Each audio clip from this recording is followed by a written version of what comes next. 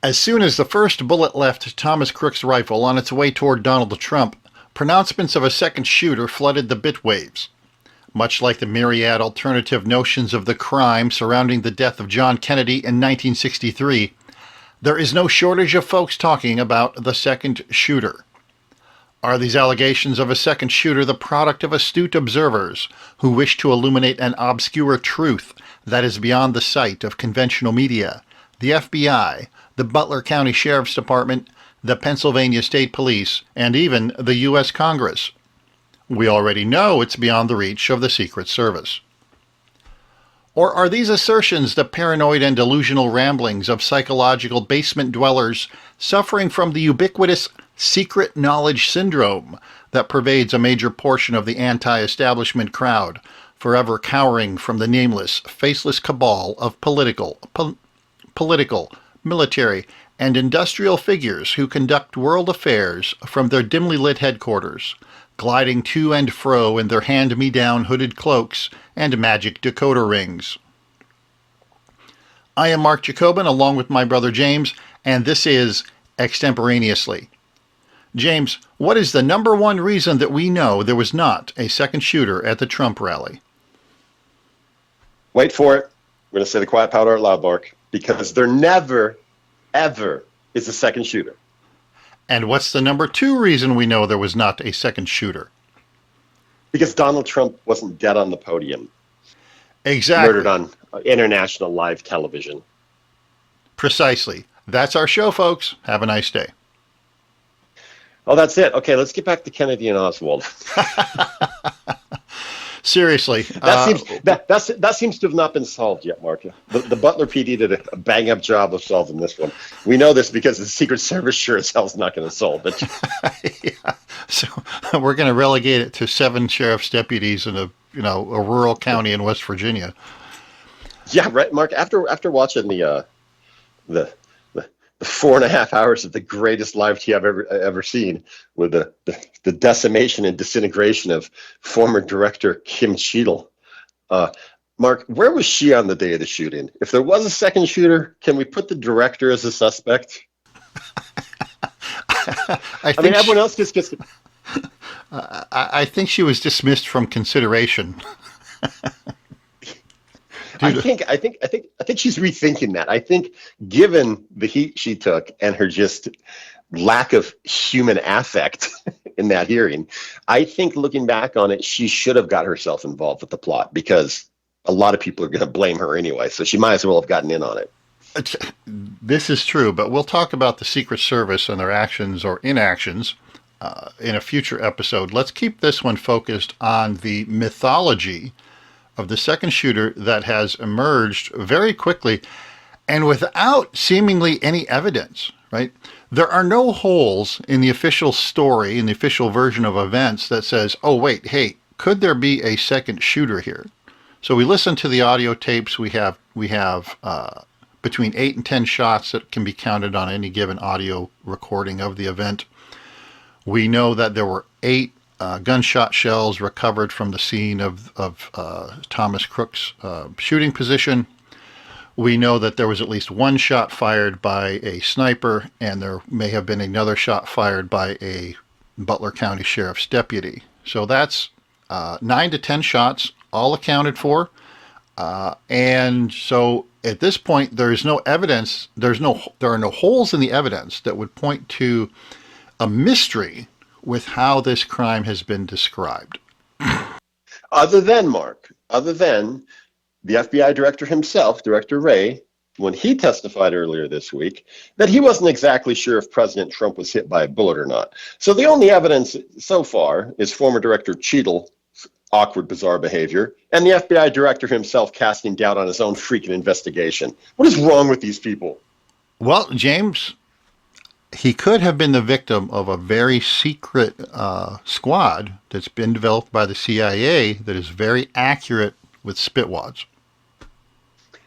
Yeah, Mark, is this the same CIA who tried to kill Castro by putting a bomb in a turtle? Was that one of the plots that came out when Trump? Yes. So, the CIA, got to give those fellas credit over there, those men and women at the CIA. They're pretty good at coming up with plots that work. Did anyone see a turtle in Butler, Pennsylvania?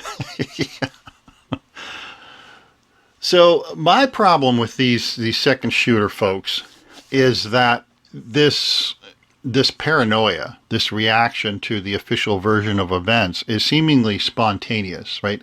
They cannot for a moment allow themselves to accept that anything that someone in a position of authority in the United States says, everyone must be under the thrall of some secret organization that controls the entire world. As one commenter put it, who was trying to defend the notion that he thinks there was a second shooter in the JFK assassination, he said, "He who controls the sea controls the fish." Now, James, how do you argue with a statement like that? I saw that as well, Mark. The guy won the argument because I couldn't stop laughing to the point where I choked on a pretzel. I mean, of course, that's right. He who controls the sea controls the fish. I can't believe I was so stupid I didn't see that. You know what, though? I will give that guy credit. 60 years later, coming up with something I'd never heard before on why Kennedy was killed. But, Mark, Kennedy's old news. What's new news is the second shooter in the Trump attempted assassination. To answer your question in part, because obviously we have a podcast up right now at Truth and Other Lies, episode 1 of Oswald versus JFK, which tends to leap into this topic. So it's not the first time we've had this discussion. It's the first time we've had this discussion about something that we all saw happen with our own eyes, and who are you going to believe, me or your lion eyes? And the reason it can come to fold is not the secret group hiding and running the world. It's the very public groups that are highly incompetent. One is the Secret Service, the other is the FBI, and third is the media. Within minutes, you had people reporting on major networks that this could have been a prank performed by Trump to get attention, which is just ridiculous. It's not even worth commenting on. 2 is the behavior of the government themselves.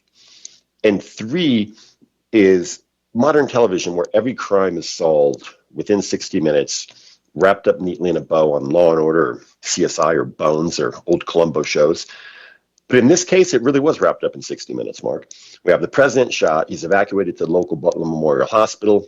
You have Tom Crooks shot in the head on a roof he'd been on apparently for some time by a Secret Service counter sniper. Now that should be in fact, James, match. I heard that while he was on the roof, he got a Grubhub delivery. I think he got a Grubhub delivery. Well, Mark, it's because of all the facts that we know and that most of us already accept, is the incompetence of the Secret Service, the lack of communication to local law enforcement, whether or not they were supposed to be on that roof or not kind of remains to be seen. The Pennsylvania State Police colonel says yes. Butler PD says no. Either way, we know the guy's up on the roof. In the cell phone video, have captured nearly every second of this entire thing from nearly every angle.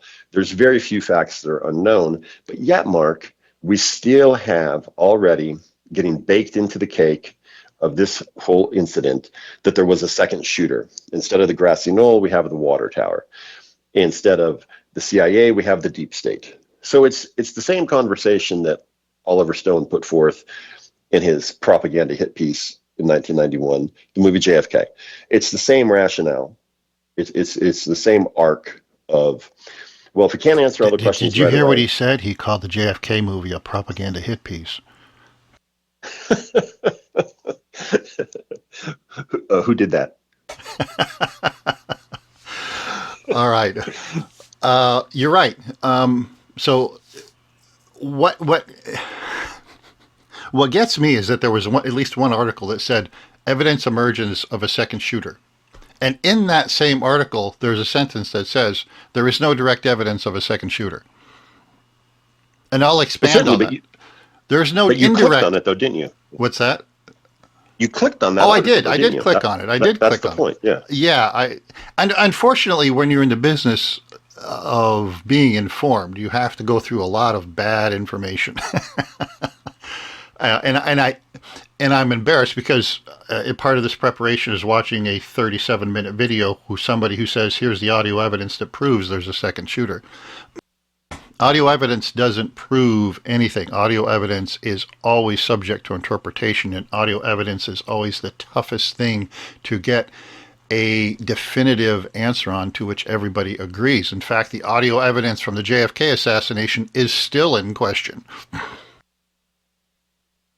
Yeah, and it will forever remain so. First of all, I want to kind of lock in what we're talking about with second shooters here, Mark. As a point of actual factual assassination history in our country, Harry Truman was attacked at Blair House years before Kennedy was killed by two Puerto Rican nationalists seeking statehood for Puerto Rico. There was two shooters. Their names were Oscar Collazo, who was wounded that day, and Griselio Terestolo, who was shot and killed by a Secret Service agent. Now, so there was two. The second shooter only started appearing in 1963. So from 1963 till today, Mark, there have been 5 times Kennedy, 2 with Ford, once with Reagan, and now former President Trump, where a sitting president, now a former president, has had bullets fired at him in close proximity and been hit. Now, Ford wasn't hit, but the bullets were fired in close proximity. Manson member Squeaky Fromm did not fire her gun, but she was just a few feet away. Obviously, there's been machine gun attacks on the White House. But as far as official bullet shot assassination attempts, there's always been a second shooter since 1963. Can you think of an event that happened in 1963 that started this ball in motion? Can't think of one. I can't either. Because, Mark, we did have... Wait. There was that guy with the nice hair. Was that Hinckley, the guy that shot Reagan? That's a common point that people don't talk about. Kennedy had nice hair. Reagan had nice hair. I think there's a connection here. Well, I think this guy was trying to give Trump a haircut. So, Mark, there has been assassination attempts prior to 1963 where there was no second shooter and also no one accusing them of being the second shooter, and no one accusing of the COINTEL program or whatever program the CIA was running. Leon Zolgas shot and killed McKinley, and Charles Guiteau, a truly insane person, shot and killed President Garfield. They have the same kind of mindset and mentality. We'd call them mentally ill today, and we'd all pretend to be mental health experts and name all their disorders. There seems to be a coincidence here. The CIA came into play in the late 40s. Kennedy was killed in the 60s. And since then, every time some whack job lunatic, for whatever reason, takes a shot and or hits or kills a president, there's got to be a CIA dark hand of supreme Jason Bourne technical military precision to apparently not murder presidents, because last I checked, Reagan lived, and Donald Trump is still running around doing Donald Trump things. So, Mark, these second shooters, I don't think they're very good at their job. They pretty much suck. So you had this elaborate scheme in place at the Trump rally in Butler, Pennsylvania, that would have included at least one or more Secret Service agent, possibly members of the Pennsylvania State Police, the Butler County Sheriff's Department, perhaps even folks within the Trump campaign itself, all working together to establish this 2-shooter assault team that's going to take out President Trump. And they both missed. Yeah, you'd have to have also some of the eyewitnesses there in proximity to where the shooter climbed presidential candidate Trump. Let's not get ahead of ourselves. We can refer to him as President Trump. It's common for former presidents just to be referred to as president, but technically, on that day, he was the former president. Come January 20th of next year, he will probably be the current president. But that's another problem in itself. Mark, the other people that would have to be in on it, to include everyone you just listed, would have to be all the rabid Trump voters and supporters that were in proximity to the AGR building there at the Butler Farm Show grounds, because those people didn't get a look at the second shooter, either with eyewitness testimony or with their cell phones. So this second shooter fella was camouflaged real good with some sort of invisible cloak, right? And or those witnesses aren't really witnesses. They're in on it. Tom Crooks is the patsy, because you always got to pick, the crazy douchebag loser to be the patsy, right? Okay, check. They did That's that. in the CIA playbook. I've seen it myself. Yeah, yeah. Thank you, Mark. I have not seen it. The CIA is not taking my calls these days. Well, um, to include the drunk party goer who got on television and told everybody, "Hey, we saw him up there," he would have to be in on it because if he were there and that observant, he would have seen both shooters, and he only chose to identify Thomas Crooks and not the heavy, as they call him. Yeah, well, and that guy is the greatest witness in all of police criminal history because every single thing he reported to that British news television interviewer in the immediate aftermath was proven true. So that guy has to be in on it. That guy has to hate America, even though he's wearing all the Trump stuff and he's there to vote for Trump, who plays God Bless USA before every rally. So that guy must hate America. And he was a plant from years ago to be there outside the fence with his friends to see and hear the president. But in his spare time, he decided, okay, after they kill Trump, I'm just going to say I saw the one guy. That's right. You didn't see the other guy. This is like a Bugs Bunny cartoon. Or if it happened the way they say it happened, it would play out like a Bugs Bunny cartoon. But I want to keep the conversation focused on the mentality of the folks who insist that there was a second shooter. Because this is like a Lincoln time. Okay. We have the JFK assassination where you have multiple authors publishing books, thousands of books. There were 80 some different people that actually killed Kennedy, not Lee Harvey Oswald. The people that absolutely refuse, even in 1963, to believe what the government is telling them, to the point where they have to invent stories to justify their disbelief in the government. Well, I can't believe the government because they lie, and this is what really happened. And they're going to invent stories based on what I would call a fanciful interpretation of vague information, as opposed to the conclusions drawn from the physical evidence present at the scene of the crime. And when you challenge them with these things, you say, well, we found the evidence. The evidence says it was Lee Harvey Oswald. Was there any evidence of a second shooter? And they get into this, he who controls the sea controls the fish, and you can't know because it's this mysterious group of people in power that control everything, and you can't ever really know the truth. But I know the truth. The truth is someone else shot him. I can't tell you their name. I can't tell you who was behind it, but it was somebody else. Well, and the reason they can't tell you exactly who it is because it's a mystery, Mark. It's a mystery wrapped up in an enigma. The shooters don't even know. So how could John Q. public? And it's not that I have a problem with people having a different idea, right? It's a free country. People should be able to say and think whatever they like. But these people take it one step further, is that they have this presumption of superiority, and they mock and abuse anyone who challenges their view of superiority, which is a borderline clinical disorder. I would not describe these people as a collection of critical thinkers, as they describe themselves. I would call them a self-organized cult of delusional narcissists. And they're literally insane because they cannot distinguish between the things that happened and their own ideas about the things that happened. Well, it's what they want to have happen. It's what they wish would have happened. It's actually very sick.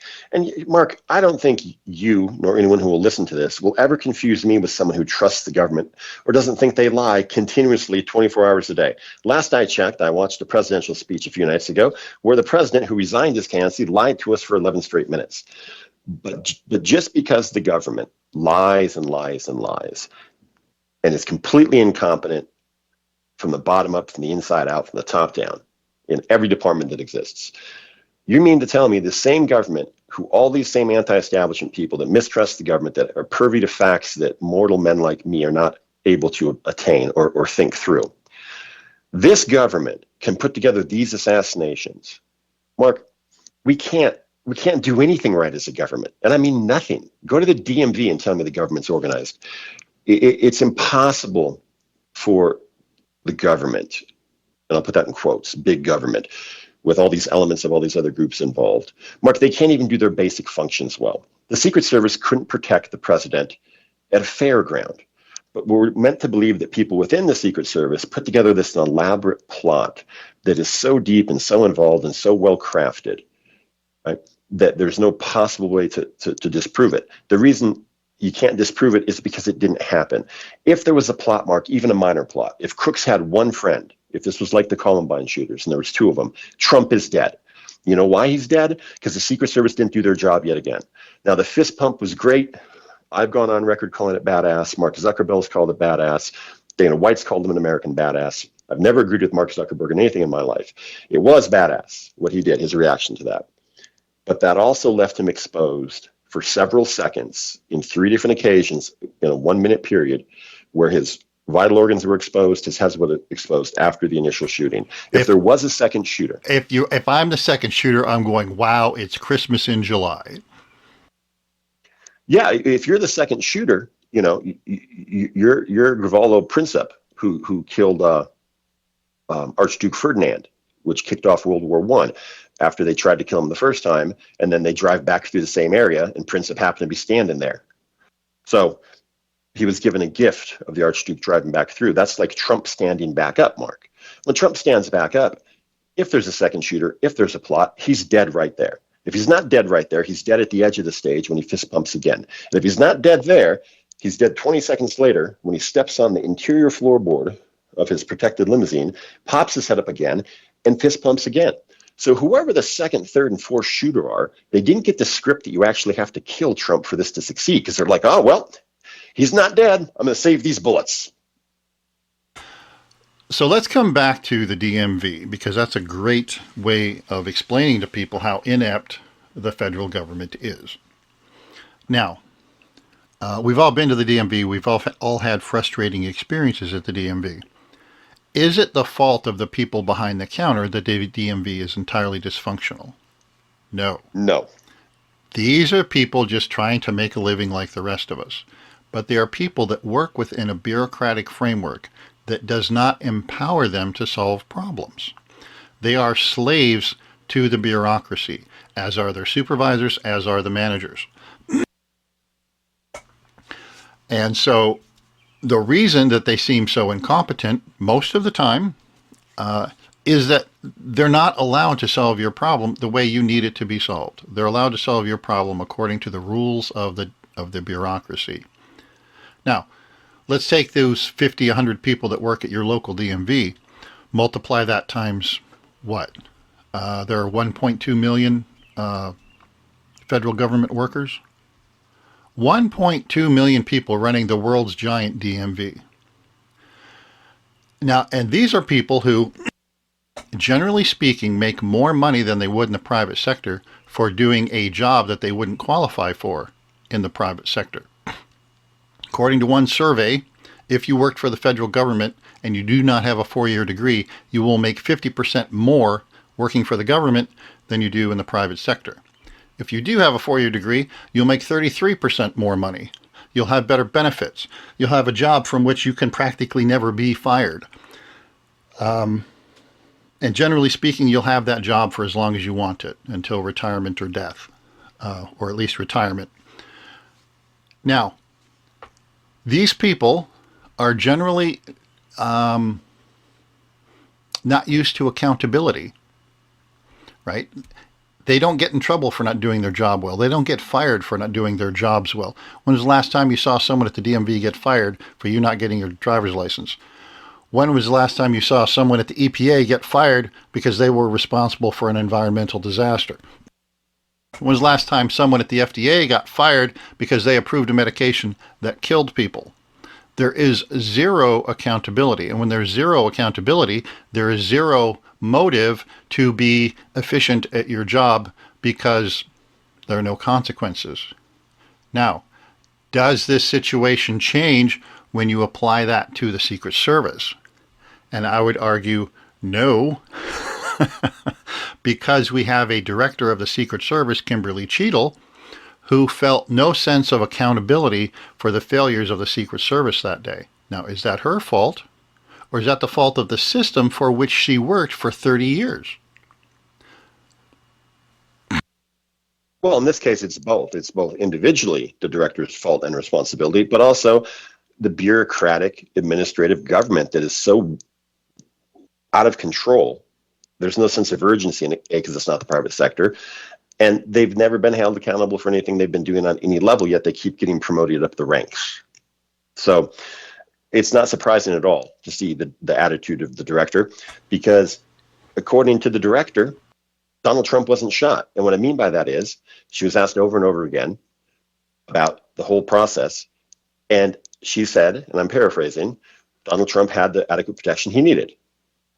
That alone, if that was true, if that was factually true, no bullets would have been fired at him. He wouldn't have been wounded, however slightly. And this whole thing wouldn't have happened. Corey Competori wouldn't be dead, killed in front of his family. And you wouldn't have two other people who were very critically injured. And you wouldn't have 22,000 people, having spent a few minutes in essence, what could have been a war zone. But yet she thinks it was adequate and everything was great. And that alone proves it wasn't adequate and it wasn't great. But she's not going to say that. You couldn't get her to say that. Right. And so this whole discussion of the lackadaisical attitude of the federal government goes to shore up the point that, yes, it is possible for the Secret Service to have had a massive catastrophic failure of competency on that day. Because one of the reasons that people think that there has to be a plot is that it's beyond their comprehension that the federal government could be so incompetent when it comes to one of their protectees. They just can't wrap their head around it. On the other hand, you can say, well, do you always get your mail on time? No. Does the DMV suck? Yes. Can we win wars? No. But they can't make that final leap from, well, the government can't do anything else right. Why should they be able to protect their protectees, which, of course, we have seen they can't. So if you think there was a secret shooter because you can't wrap your head around the fact that the Secret Service could have failed the way they did, get over it. Let's get to the second shooter, Mark. Is you just explained exactly why you leave vast, wide openings for people who, like Alex Jones, who are already predisposed to want the government to be wrong. Some of them have a financial interest, and some of them want to look smart to their group of friends. They want to be outside the establishment, right? Yet every time there's an election, these people will vote for an establishment candidate, which is so very strange to me. But yet, if an incident happens, they want to be smarter than everyone. A common thing I've read and heard over the years about these assassinations is this: the lack of evidence is proof. The lack of evidence is now evidence that there's a second shooter. And there has to be a second shooter. Otherwise, these people would have nothing to say. I don't blame them for saying it. You're right, it's a free country. I'm not going to tell them what to think or say. Right? But it's the flat out horrendous nature of which the federal bureaucracy does its job. And then the covering your ass. Now, I wasn't alive in 1963, but the ass covering by the FBI and the CIA went so deep, hell, I almost think there's a conspiracy. So the ass covering from the FBI and the Secret Service is so deep and so blatant and so gaslit that it's a very easy jump to, this is a conspiracy, this is a plot, there's a second shooter. And since these people do this all day, every day online from their mother's basement, they've already got 99% of the program written. They just have to put the new names on it. Trump, Director Cheadle, Butler PD, Secret Service counter sniper, and you've got an audience waiting to agree with you.